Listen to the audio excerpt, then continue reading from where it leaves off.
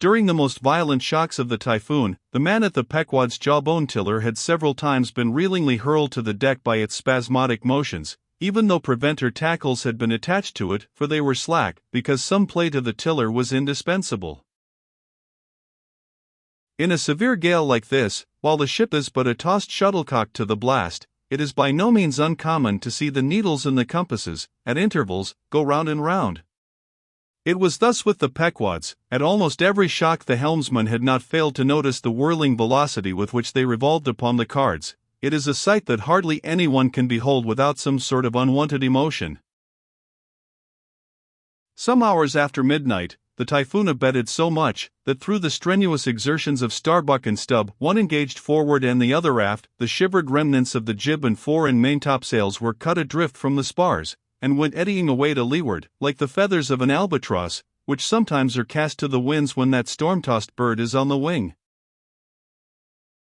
The 3 corresponding new sails were now bent and reefed, and a storm trysail was set further aft, so that the ship soon went through the water with some precision again, and the course, for the present, east-southeast, which he was to steer, if practicable, was once more given to the helmsman. For during the violence of the gale, he had only steered according to its vicissitudes. But as he was now bringing the ship as near her course as possible, watching the compass meanwhile, lo! A good sign. The wind seemed coming round astern, aye. The foul breeze became fair. Instantly the yards were squared, to the lively song of Ho! The fair wind! Oh-hee-oh, cheerly, men, the crew singing for joy, that so promising an event should so soon have falsified the evil portents preceding it.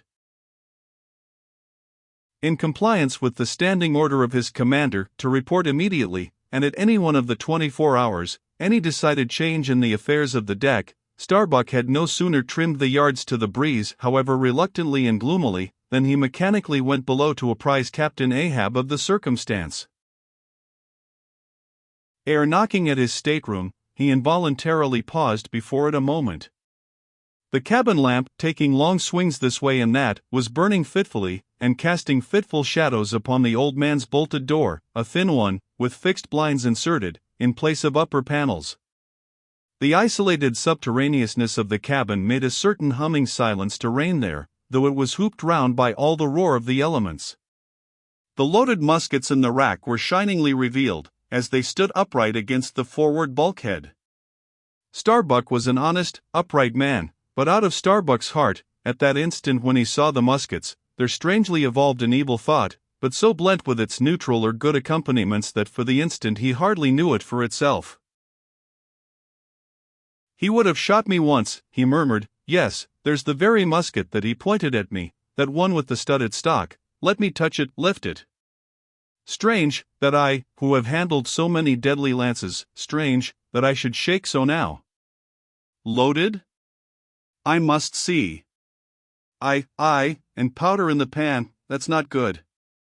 Best spill it, wait. I'll cure myself of this.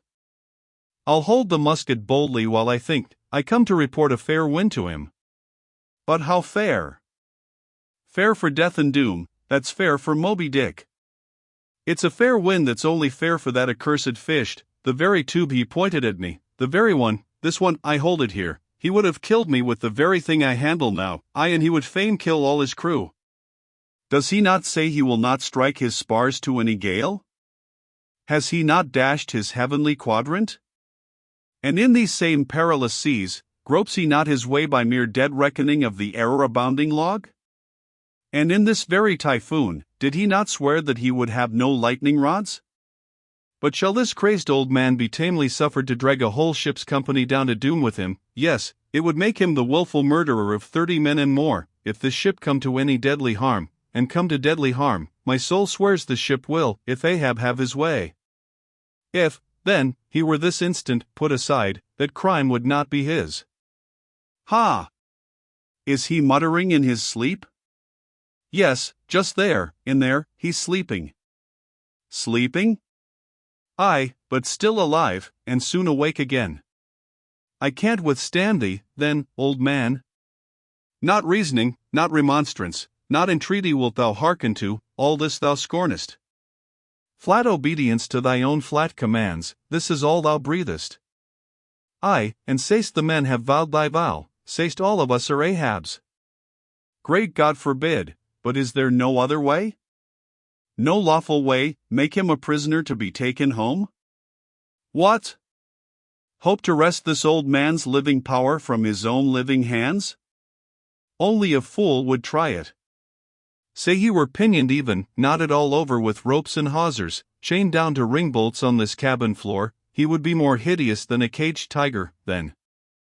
I could not endure the sight, could not possibly fly his howlings, all comfort, sleep itself, inestimable reason would leave me on the long intolerable voyage.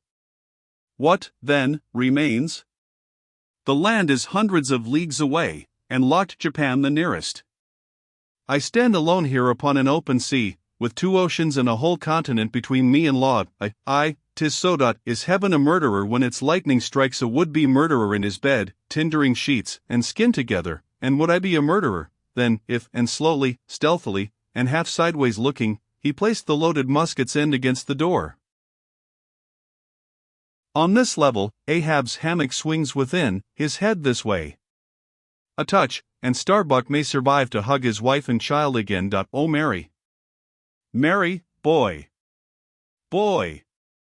Boy, but if I wake thee not to death, old man, who can tell to what unsound deep Starbuck's body this day week may sink, with all the crew?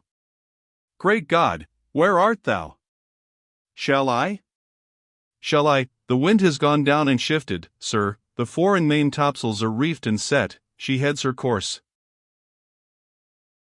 Stern all!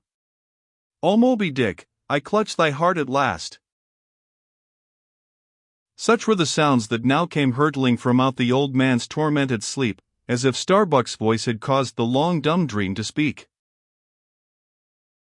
The yet leveled musket shook like a drunkard's arm against the panel. Starbuck seemed wrestling with an angel, but turning from the door, he placed the death tube in its rack, and left the place.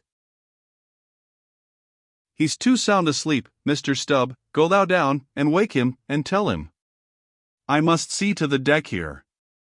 Thou know'st what to say.